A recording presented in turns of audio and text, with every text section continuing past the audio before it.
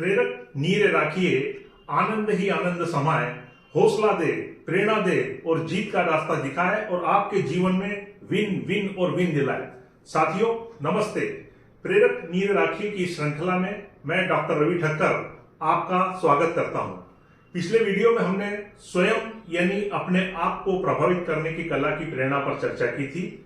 इस वीडियो में हम लोगों को प्रभावित करने की कला पर बात करेंगे। साथियों यह वीडियो थोड़ा सा बड़ा है पर महत्वपूर्ण है, अतः इसे अंत तक जरूर देखें। लोगों को प्रभावित करने की कला में सबसे पहली बात आती है, वह है व्यक्ति को सबसे अधिक पसंद अपना स्वयं का फोटो होता है। आप देखते हैं कि आजकल हम किसी भी जगह जाते हैं तो हर कोई सेल्फी लेने में व्यस्त है, क्योंकि व्यक्ति को सबसे अधिक अपना स्वयं का फोटो पसंद होता है। उदाहरण के रूप में आज से 10 साल पहले या 20 साल पहले आप किसी रिश्तेदार की शादी समारोह में गए हों और उस रिश्तेदार से जब आप मिलने उसके घर जाते हैं और वो व्यक्ति उस शादी का आपको एल्बम दिखाता है, तो हमारा सबसे पहला हमारे मन में यही जिज्ञासा होती है कि इस एल्बम में हम कहां पर हैं। और हम व्यक्तिगत रूप से भी ये सोचें तो हम सबसे पहले अपना फोटो पसंद करते हैं, चाहे वो कैसा भी हो।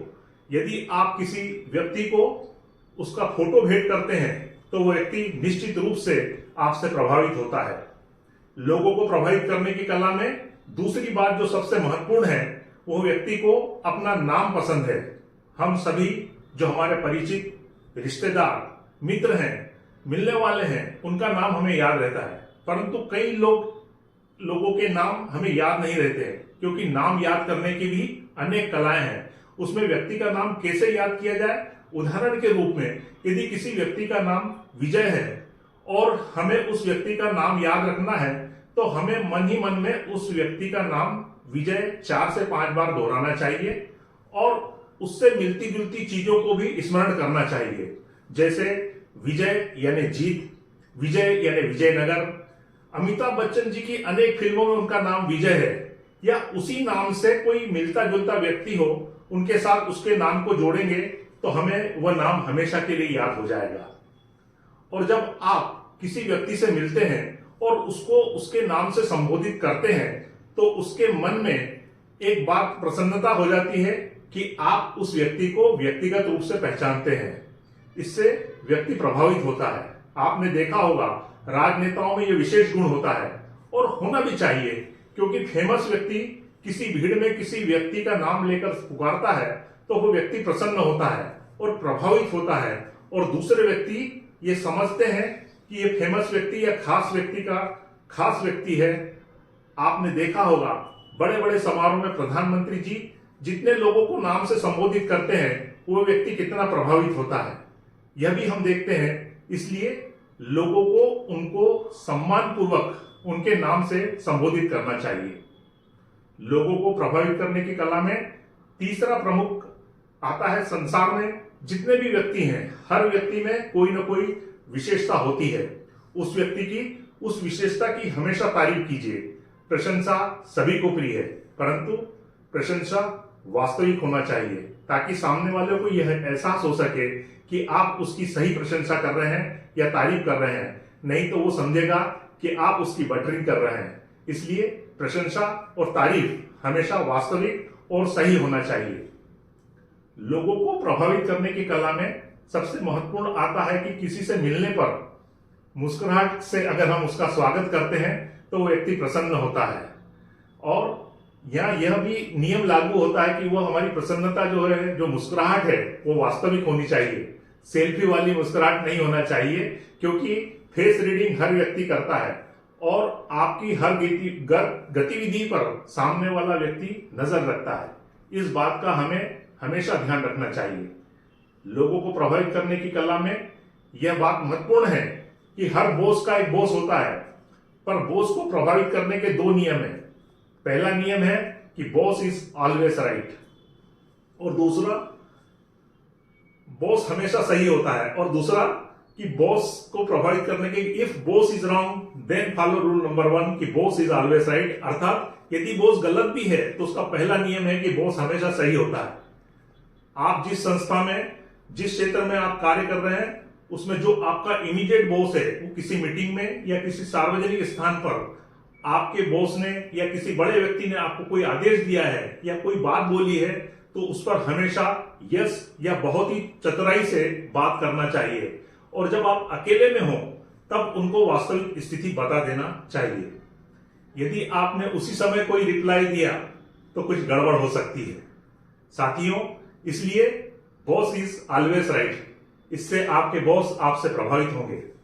किसी ने क्या खूब कहा है कि इस दुनिया में 3 तरह के लोग होते हैं। पहला बुद्धिमान, दूसरा ज्ञानवान और तीसरा विवेकशील। जीवन में इस प्रकार के लोगों का हमेशा हमें सामना करना पड़ता है। जब भी कोई व्यक्ति जिस हिसाब से आपसे मिलता है उसको उसी विद्वता से अनुसार आपने उनसे चर्चा करना चाहिए। लोगों को प्रभावित करने की कला में हमें व्यक्ति की वास्तविक प्रशंसा करना चाहिए, अतिशयोक्ति नहीं करना चाहिए, चाटुकारिता भी नहीं करना चाहिए। उदाहरण के रूप में हमें उतनी ही प्रशंसा या तारीफ करना चाहिए जितनी की जरूरी हो। इसलिए प्रशंसा वास्तविक एवं सही होना चाहिए। लोगों को प्रभावित करने की कला में कहते हैं कि हमें अवसरों को भुनाना चाहिए। सफलता प्राप्त करने के लिए एक सफल व्यक्ति को जितने अवसर मिलते हैं उन अवसरों को तो वह व्यक्ति भुनाता ही है, परंतु बेहतरीन और अच्छी सफलता के लिए वह अवसर खुद बनाता है और अवसरों को भुनाता है। सफल व्यक्ति को जीवन में जितने अवसर मिलते हैं उससे ज्यादा वो अवसर खुद बनाता है।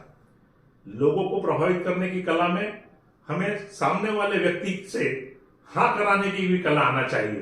प्रारंभिक चर्चा में इस प्रकार चर्चा करना चाहिए कि वो आपकी बात से पूर्णतः सहमत हो और आपकी हाँ में हाँ मिलाते जाए। उसके बाद अपनी बात रखना चाहिए। व्यक्ति में एक बार हाँ कहने की आदत हो जाती है तो वो 4-5 बार आपकी हाँ में हाँ मिलाने लगता है, तो उससे लोग आपसे प्रभावित होते हैं और आपकी बात को हाँ में हाँ करने लगते हैं।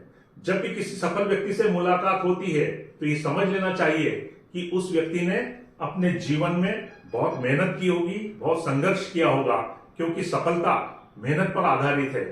लॉटरी से सफलता नहीं मिलती है, क्योंकि भगवान भी उनकी मदद करता है जो अपनी मदद स्वयं करते हैं। कहते हैं कि God help only those who help themselves.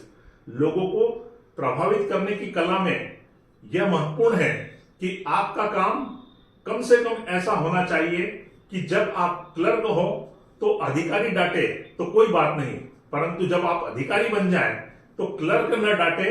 इसलिए आपका स्टाफ भी आपसे प्रभावित होना चाहिए। लोगों को प्रभावित करने में इतना भी मशगूल नहीं होना जाना चाहिए कि लोग हमें बेवकूफ समझने लगे या हमारा गलत फायदा उठाने लगे। कहते हैं ना कि जंगल में उन्हीं पेड़ों को काटा जाता है जो कि सीधे होते हैं।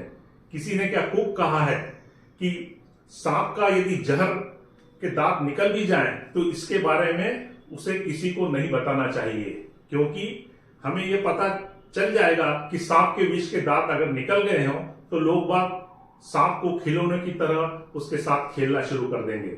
इसलिए आपको सामने वाले को फुफकारते भी रहना चाहिए, अपना डर और अपना भय हमेशा बनाए रखना चाहिए। इतना सब करने के बाद भी यदि कोई प्रभावित नहीं होता है तो घबराने या चिंता करने की कोई बात नहीं है।